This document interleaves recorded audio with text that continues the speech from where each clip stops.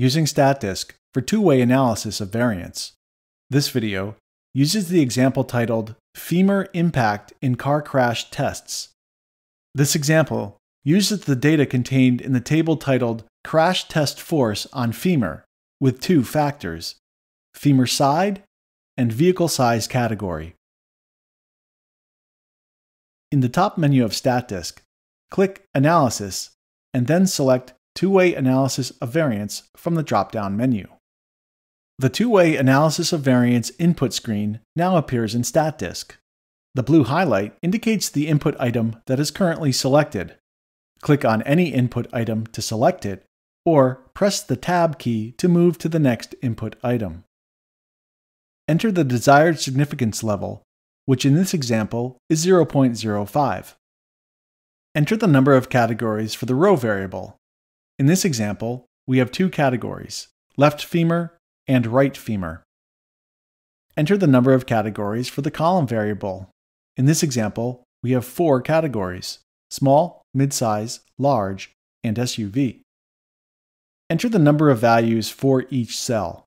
In this example, each cell contains 5 values. Click the Generate Table button. Now refer to the table on the right side of the input screen. This table contains 3 columns named Row, Column, and Value.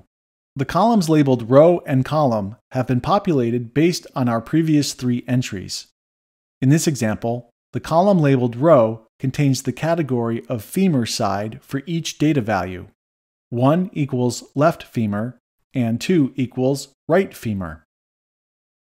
The column labeled Column contains the vehicle size category for each data value.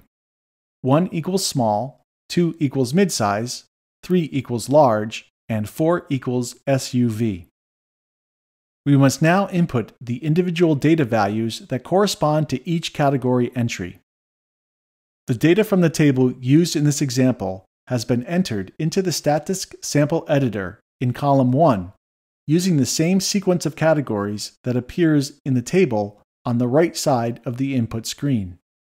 Because the data values are in the correct sequence, we can copy and paste these data into the column labeled Value.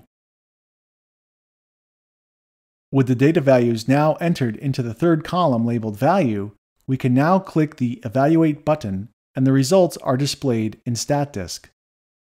We begin by testing the null hypothesis that there is no interaction between the two factors. The corresponding p-value is shown in the results as 0.76298. This p-value is greater than the significance level of 0.05, so we fail to reject the null hypothesis of no interaction between the two factors.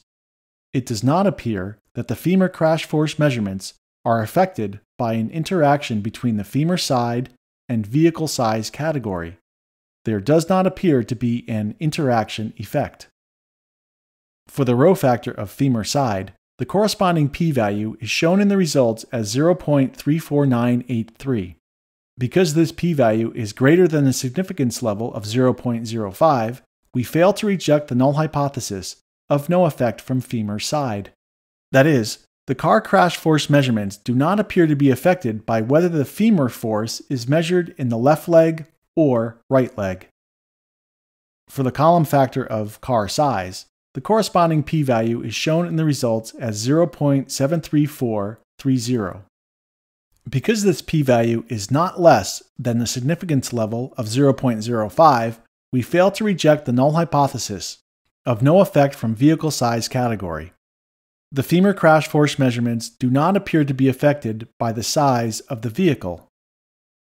On the basis of the sample data in the table, we conclude that the crash force measurements on the femur are not affected by an interaction between the femur side and the vehicle size category, they are not affected by the femur side, and they are not affected by the vehicle size category. These numerical results can be downloaded to your computer or copied to your clipboard using the buttons above the results box.